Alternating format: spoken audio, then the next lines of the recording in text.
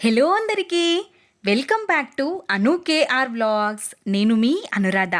ఈరోజు మన ఛానల్లో రెసిపీ వచ్చేసి స్వీట్ రెసిపీని చూపించబోతున్నాను. ఈ స్వీట్ నోట్లో వేసుకుంటే కరిగిపోయే రెసిపీ.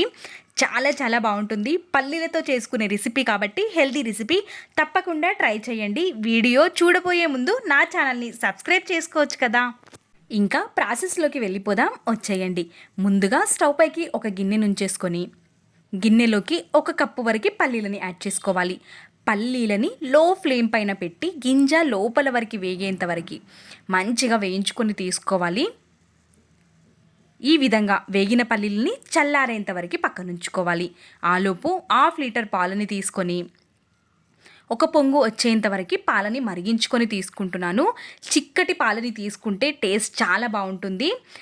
పాలని కూడా వేడి చేసేసుకొని రెడీగా పక్కనుంచుకున్న తర్వాత ఒక మిక్సింగ్ బౌల్ని తీసుకొని ఇందులోకి 1 కప్పు వరకు పల్లీలు, చల్లారిన పల్లీలని కొంచెం పొట్టు తీసేసుకొని తీసుకోవాలి.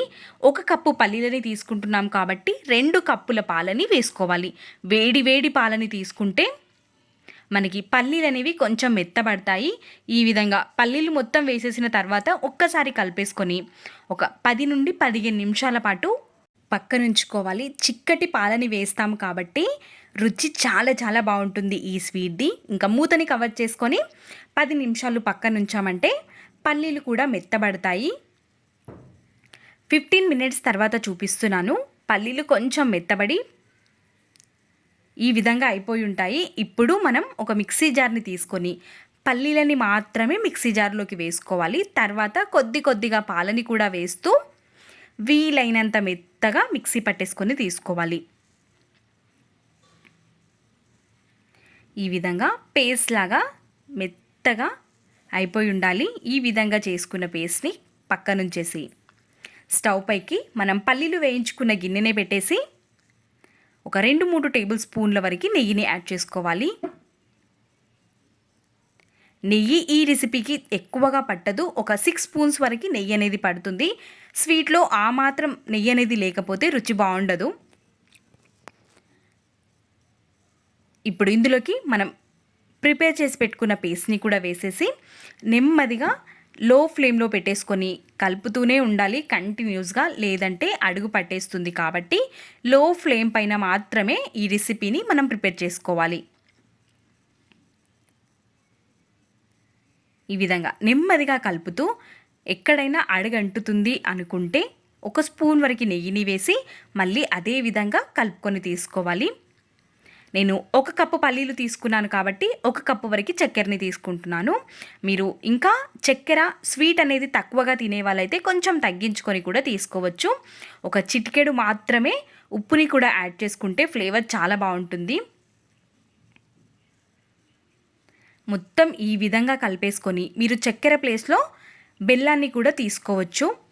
ఈ విధంగా ప్యాన్ నుండి సపరేట్ అవుతూ ఉంటుంది. ఇప్పుడు కూడా ఇందులోకి ఒక 2-3 టేబుల్ స్పూన్ల వరకు నెయ్యిని వేసుకొని కలిపేసుకొని స్టవ్ ఆఫ్ చేసుకొని పక్కనుంచుకోవాలి. ఆలోపు ఒక చిన్న బౌల్ని తీసుకొని అందులోకి కావాల్సిన అన్ని డ్రై ఫ్రూట్స్ని కూడా వేసేసుకొని మనం ప్రిపేర్ చేసుకున్న స్వీట్ని వేసేసి ఒక గ్లాస్తో కానీ బౌల్తో కానీ కొంచెం నెయ్యిని అప్లై చేసి ఈ విధంగా స్ప్రెడ్ చేసుకొని తీసుకుంటే ఈవెన్గా వస్తుంది.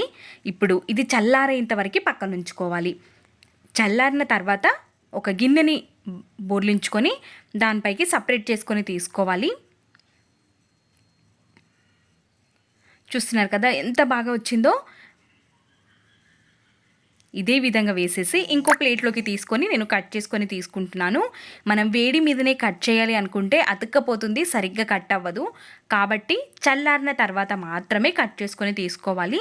నేను కొంచెం వేడిగా ఉన్నప్పుడే కట్ చేయాలి అనుకున్నాను, అందుకే అతుక్కపోతుంది. కంప్లీట్గా చల్లారిన తర్వాత మాత్రమే కట్ చేసుకొని తీసుకోండి. రుచి మాత్రం చాలా చాలా బాగుంటుంది. పల్లీలతో చేస్తున్నాము కాబట్టి హెల్దీ రెసిపీ, టేస్టీ రెసిపీ. తప్పకుండా ట్రై చేయండి. మీకు ఈ వీడియో ఎలా అనిపించిందో మీ వాల్యుబుల్ ఫీడ్బ్యాక్ని కమెంట్ సెక్షన్లో తెలియచేయండి. చాలా చాలా మెత్తగా ఉంటుంది. నోట్లో వేసుకోగానే కరిగిపోయే రెసిపీ. మీకు వద్దు అనుకుంటే మీరు లడ్డూలాగా కూడా చేసుకొని తీసుకోవచ్చు. ఈ విధంగా కాకుండా మనం డ్రై ఫ్రూట్స్ అన్నీ వేస్తాం కాబట్టి ఈ విధంగా లడ్డూలాగా చుట్టేసుకున్నా తినడానికి ఈజీగా ఉంటుంది. ఏ షేప్లో చేయాలనుకున్నా చేసుకోవచ్చు. తప్పకుండా ట్రై చేయండి.